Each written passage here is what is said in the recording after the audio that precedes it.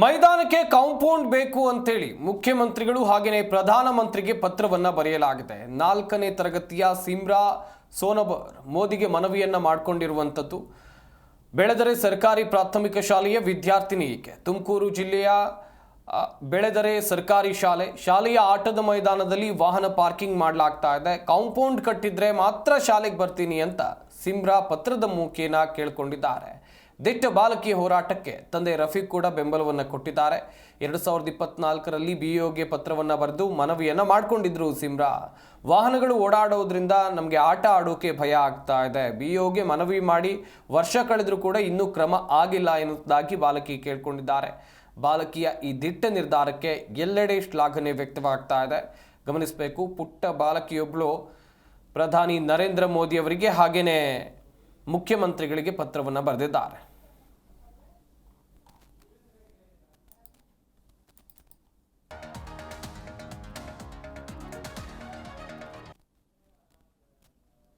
ಯಾವ ಸ್ಕೂಲು?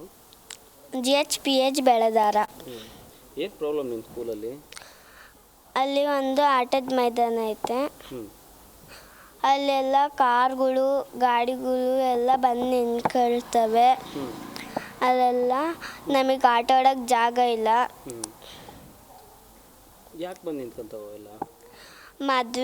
ಮದುವೆ ನಡೆಯುತ್ತೆ ಅಲ್ಲಿ. ಯಾಕೆ ಅಲ್ಲಿ ಮದುವೆ ನಡೆಯುತ್ತೆ? ಚೌಟ್ರಿ ಇದೆಯಾ?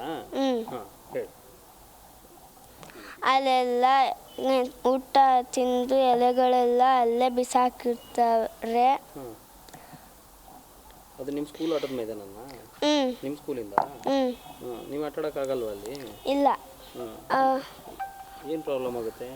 ಅವರೆಲ್ಲ ಮದುವೆ ಮಾಡ್ಬೇಕಾದ್ರೆ ಮದುವೆ ಮಾಡಬೇಕಾದ್ರೆ ಎಲ್ಲ ಅಲ್ಲೆಲ್ಲ ಗಾಡಿಗಳು ಬಸ್ಗಳು ಎಲ್ಲ ನಿಂತ್ಕೊಳ್ತವೆ. ತೊಂದರೆ ಆಗುತ್ತೆ ನಿಮಗೆ? ಪಾಠ ಮಾಡಬೇಕಾದ್ರೆ ಸೌಂಡ್ ಎಲ್ಲ ಆಗುತ್ತೆ. ಮದುವೆ ಸೌಂಡ್ ಏನೇನು ಬಡಿತಾರಲ್ಲಿ? ಏನೇನೋ ಬಡಿತಿರ್ತಾರ?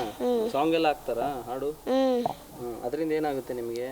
ತೊಂದರೆ ಆಗುತ್ತೆ. ಆಗಬೇಕು ಈಗ ಕಾಂಪೌಂಡ್.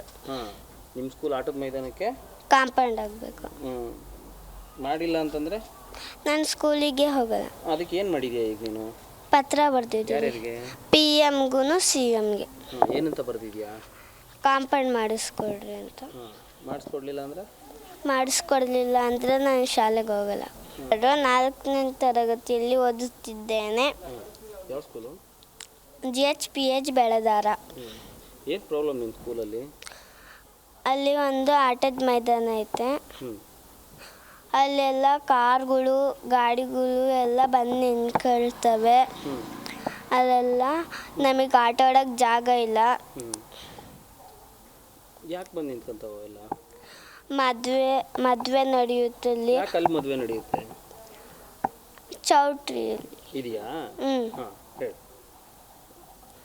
ಅಲ್ಲೆಲ್ಲ ಊಟ ತಿಂದು ಎಲೆಗಳೆಲ್ಲ ಅಲ್ಲೇ ಬಿಸಾಕಿರ್ತಾರೆ.